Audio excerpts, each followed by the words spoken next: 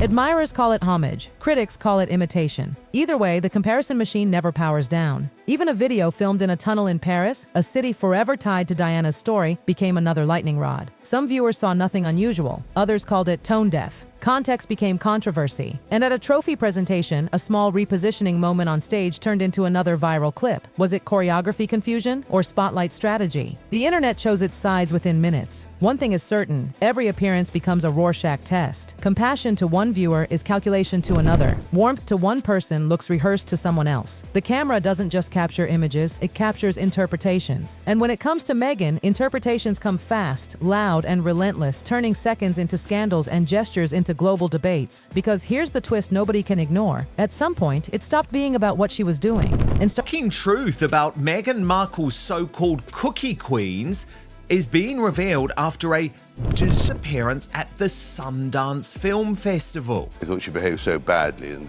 Harry too. Blames the media for her, in his words, murdered her, which is complete nonsense. Tom Bower, the legendary royal author, is sharp his quill every single thing he has written about Meghan. That's to say how limited Prince Harry is, unfortunately, and how his wife trades off her husband's fame and fortune, or not so great fortune now. I mean, this is the problem, but we're still interested because, after all, he's a great character in our modern day. Meghan was angling for an invite to this funeral. She saw it as an opportunity. She's not wrong there. These big celebrity funerals, they're not like ours. They really are networking moments. I went to Joan Rivers' funeral. Wanted firstly to be seen with Harry, and secondly didn't want to go somewhere where she'd appear cheap and give it gratis. And this year, she is desperate to be seen. Yeah. And that's why she turned up. So I think she has a major problem. This was a calculated attempt against the families. I mean, the one thing that Samantha Markle always predicted was King Charles and Prince William are now at war over Prince Harry and Meghan Markle's Donald Trump rebuke. So Harry and Meghan want us to discuss the fact that they executive produced Cookie Queens and popped up at the Sundance Film Festival. And I'm happy to oblige, but not in the way they probably hoped. Apparently, Meghan Markle didn't even watch the documentary she produced. Meghan, because that was the sort of person she was looking for, famous and rich. I don't think Harry feels any remorse. And I think that is the key thing in all this reconciliation. He still thinks that he's owed an apology from Charles and from William for the way they've treated not only him but also Meghan. And he doesn't want to realize that it's his behavior, his writing for money, being so unbelievably disloyal. She invited herself to that. The only place that she has a standing open invite to where she will not appear, a tragedy. started being about how every single move would be judged before it even happened. By the time these moments stacked up, the narrative had already been written in the minds of critics. So when she stepped onto a stage, walked into a hospital, visited a school, or even just exited a car, people weren't watching to see what she'd do. They were watching to confirm what they already believed. And that's how even the smallest gestures turned explosive. Take award ceremonies. A simple walk across a stage, a smile, a hand placed on someone's back to guide them into frame. Normal event choreography, right? Not online. Perhaps. So he's They tunnel over to Sundance, where allegedly they have produced, their names are on the stock as a producer, a documentary about Girl Scouts trying to sell their cookies. It's called Cookie Queen. Edge of your seat viewing, okay?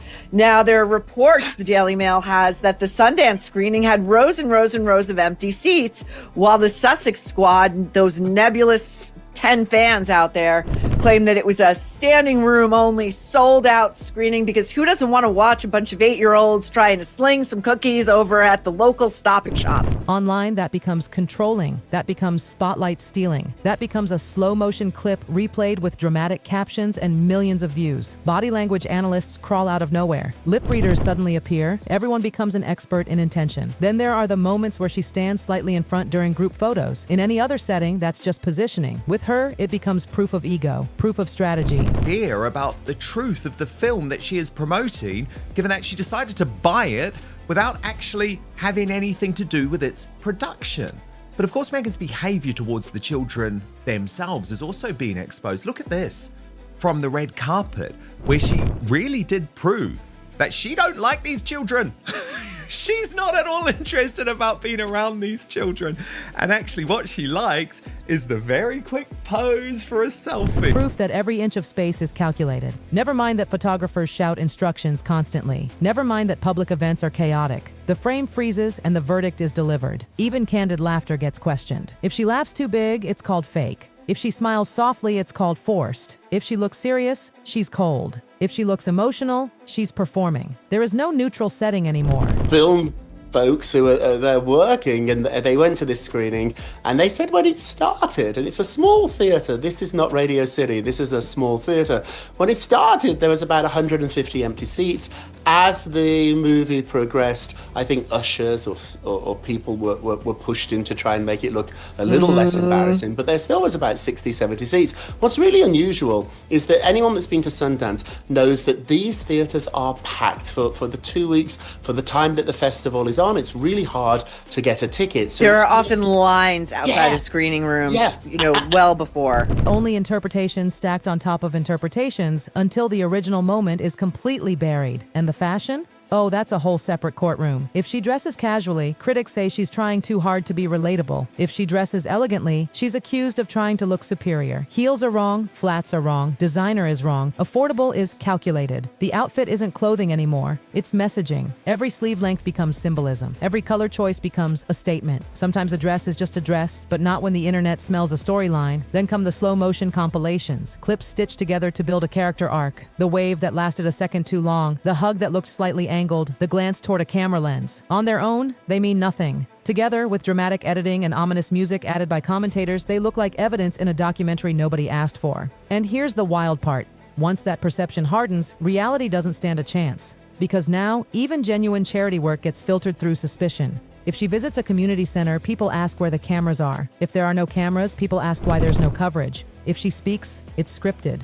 If she doesn't, she's distant. It's a no-win loop that feeds itself. The internet has created a version of her that exists separately from the actual person. That version is always posing, always acting, always calculating her next frame. And every new photo is treated like an episode drop in an ongoing drama series where viewers already picked the villains seasons ago. Even family moments aren't off limits. A simple walk, a grainy picture, a shared smile. Instead of nice, it becomes staged. Instead of sweet, it becomes strategic. Strangers who have never met her decide what her private life must feel like based on a single image taken in a fraction of a second. And once memes get involved, it's game over. Screenshots turn into reaction images. Facial expressions become punchlines. A half-second blink becomes a GIF used in arguments that have nothing to do with her. The person disappears. The meme survives. But here's where the story gets messy. Because attention, even negative attention, is still attention. Every viral criticism pushes her name back into headlines. Every outrage cycle restarts the spotlight.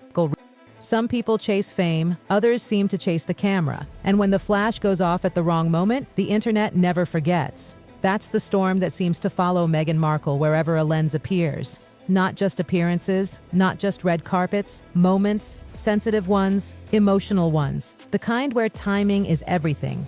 And critics say the timing keeps going very, very wrong. When a national tragedy struck a small community in Uvalde, emotions across the country were raw. Cameras were already there, media already circling, the world already grieving. Then Meghan arrived. To supporters, it was a quiet gesture of respect.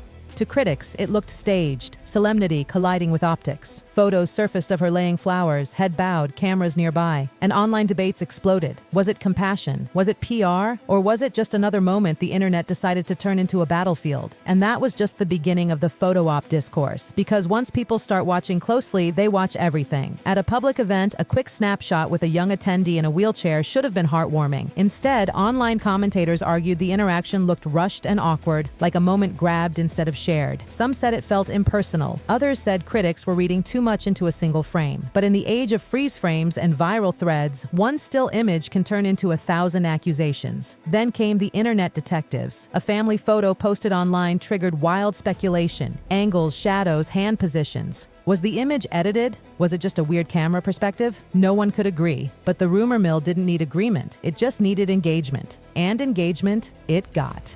During a royal tour in South Africa, Meghan's body language in group photos sparked another round of commentary. A moment where several women sat on the floor for a discussion turned into online whispers that the staging felt forced. Supporters said it was a relaxed, informal setting. Critics said it looked performative. Same photos, completely different narratives. At the Invictus Games, an event founded by Prince Harry, cameras were everywhere, as they always are. One clip showing Meghan adjusting positioning for a group shot became another viral talking point. Was she helping? Was she directing? Or was it just a split-second misunderstanding turned into a personality verdict? Then there was the celebrity photobomb moment, a quick appearance near Chris Rock that social media looped endlessly. A raised hand, a smile, a frame that lasted seconds but lived online for months. To some, harmless. To others, desperate. The internet rarely chooses neutral. On a trip to Morocco while visibly pregnant, Meghan greeting children became another debated clip. Critics claimed the moment looked overly energetic for someone expecting. Supporters said she was simply being warm and engaged. But once again, the narrative wasn't about what happened. It was about how it looked. Charity visits in Colombia stirred similar reactions. Photos of hugs, smiles, and school visits were praised by some and dismissed by others as optics first, impact second.